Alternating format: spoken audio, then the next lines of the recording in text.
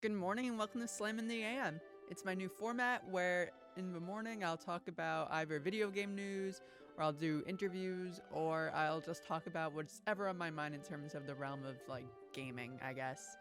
So recently Monster Rancher has been going through a little bit of a renaissance, which I never thought would happen and I warmly welcome. I've made it no secret that I think Monster Rancher is like the best monster raising franchise.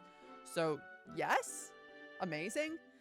Within the past couple of years, they have released ports of Monster Rancher 1 and 2 in Japan, exclusively on the Switch digital. And I kind of never thought it would hit the States ever. But here we are. It's going to be hitting in the end of the year in December. 1 and 2 Deluxe.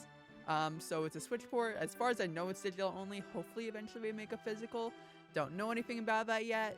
But so the gimmick of Monster Rancher is like you take a CD and you put in this game and you get a monster out of that CD, right? So because there's no CDs, instead you go for like a database that Koei Tecmo has set up and you choose like whatever you want there and that's how you get your monsters. So it's a substitute, but regardless, I'm going to support it.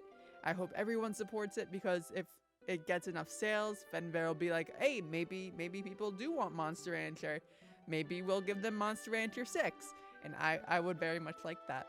That would be very good, I think. But it's not only that. It's probably to coincide with pushing this, but they have confirmed Suizo for Super Monkey Ball Banana Mania. So a Monster Rancher cameo in a Sega game.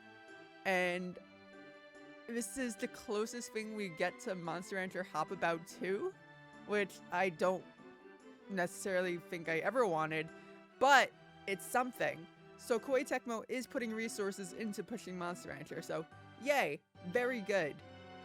But this is going to coincide with the next part of the video. Sometimes game journalists aren't very good. Sometimes they're kind of bad. So on Polygon, they posted an article titled Monster Rancher re-release will bring back the beloved Pokemon-like series. And I have problems with this. I have some deep-seated issues with this.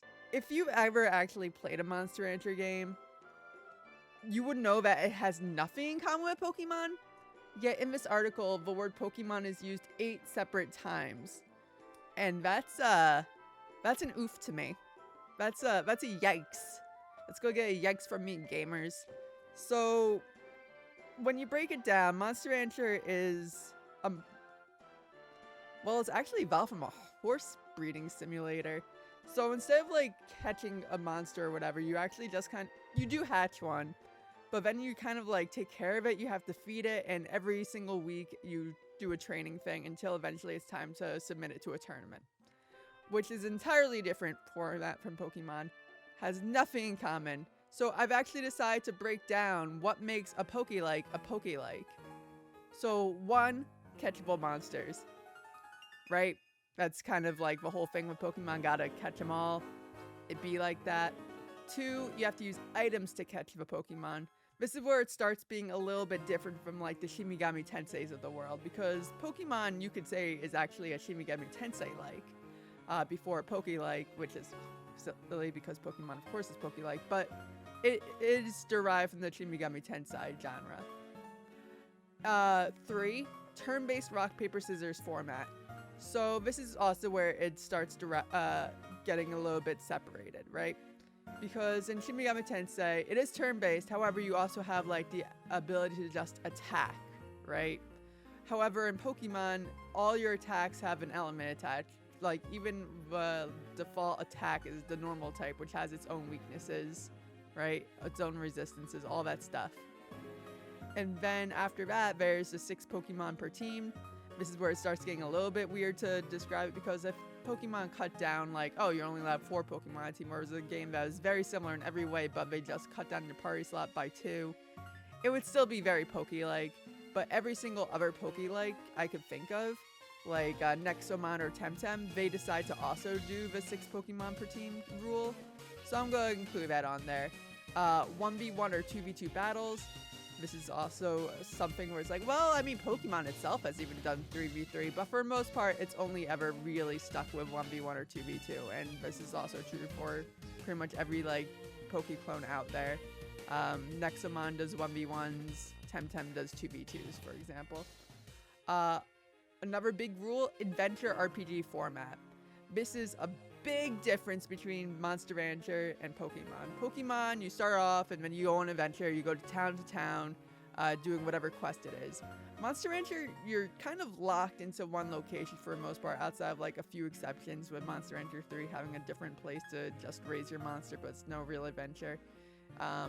The expeditions are kind of journeys, but not really. It's like a little mini game almost. And then whatever the heck Monster Rancher Evo is, which I've never actually played, but from my understanding, it's more of like an adventure game, but it's pretty derived. And at that point, from my understanding, they were kind of going for the Pokemon Bucks at that point.